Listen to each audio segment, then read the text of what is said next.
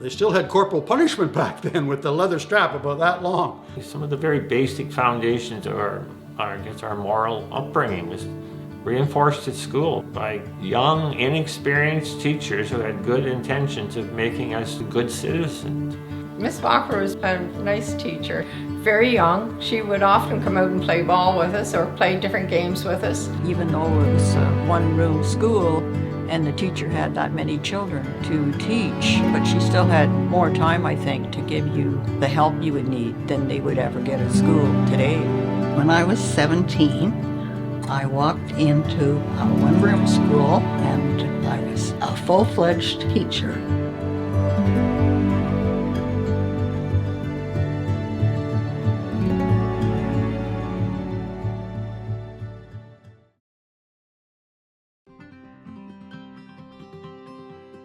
Up until the 1950s or 60s, when school buses were introduced, most rural kids attended the neighborhood one-room schoolhouse. Most townships contained 10 to 15 schools, so the youngsters would not have that far to walk in order to attend.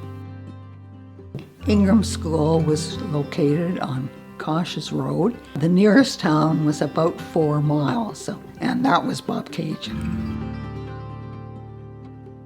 The Bicks and the Pattersons and others, especially the Ingrams, were instrumental in starting the first school, because by then there were enough children to have a school, and Matthew Ingram donated land so they could build a log school on a portion of his homestead property. As the settlement grew and the number of children increased, this log building was replaced by a frame structure in the 1870s on property being settled and farmed by the Patterson family. But for a long time it was always known as the Ingram School. It was SS4. Sadly, that building burned to the ground in the fall of 1911 and was replaced by the present structure, a large brick building, in 1912. And that building is still there, and it schooled about 3 to 4 generations of local children. My second year teaching, I went over to Ingram School. There were about 24 students, I believe. It was a different atmosphere because there was competition between the students. They didn't just work from one page in their workbook to the next. They competed and shared, and it was a healthier environment. Well, when Miss Walker came to us, I was entering my 4th year there. We were used to young teachers, so she was quite young, and as a result, I think became very popular with us. She could identify with us. She was from the area, was kind and fair, and we tended to learn a lot of basic information from her in a pleasant way. I had Catherine for grade 4, and I was 10 years old and she was 18. She was so good that she passed John Bick and I from grade 4 to grade 6. My parents were the caretakers of the school the whole time I was there, so we were quite involved cleaning the school. I would stay after school and dust and sweep and visit with Catherine Junkin, who was my teacher. And in the morning, sometimes as the boys, my older brothers, were gone, us girls would have to go down and light the fire and have the school warmed up by 9 o'clock. Oh, the washroom, you had to go down the steps, and it was just a hole in the ground, I guess, like an outdoor facility. But there's no washing of your hands afterwards. You just went and that was it. There was no facilities like a sink of any type there. For drinking water, there was a well on the property, so the students would take turns at bringing in a pail of water each morning, and we had a communal dipper. In general, everybody drank from the dipper. First got there, most of our interest was always coming into the school. The boys had a boys' entrance and the girls had a girls' entrance. Put our lunch pail in the cloakroom and run outside to play before the teacher rang the bell at 9 o'clock.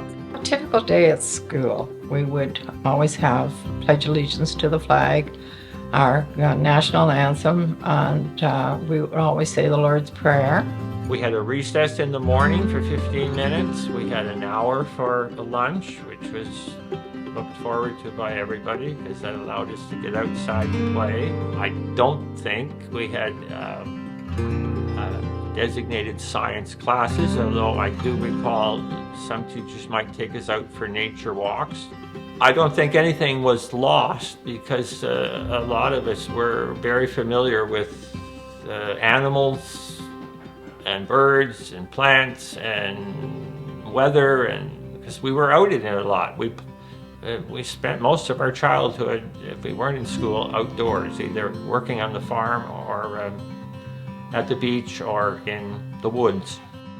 To get ready for the Christmas concert, we would start towards the end of November. We did drills, of course music, and we also did some plays.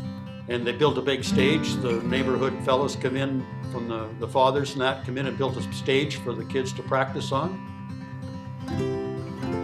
With respect to penmanship, there was an emphasis on learning to write neatly, and it involved a lot of practice, sometimes laborious, sometimes it didn't make sense to us.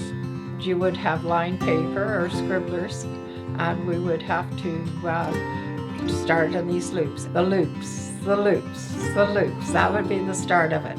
And then the teacher would have so many letters a day that we would all learn. I was always very strict, with penmanship. I taught them the proper way, each letter, and then gave them lots of opportunity to practice. I have to admit that if their writing wasn't up to scratch, I would go around with a ruler and rip their page out of their workbook and say, begin again, you can do better than that.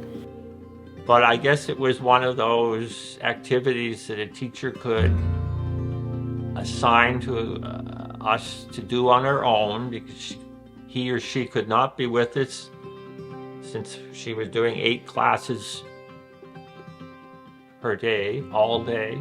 Of course, all of that has been replaced today by another method of communicating. Going to a school in your own neighborhood that always felt safe, that always felt to be an important part of the community, and that was passing on values that both our parents and our churches and other seniors in our lives were was really important, My favorite memory, I think, was the congeniality of the children. They were very, very sociable and good with their siblings, but also very respectful of the other people. And it was nothing but a pleasure to go to school each day.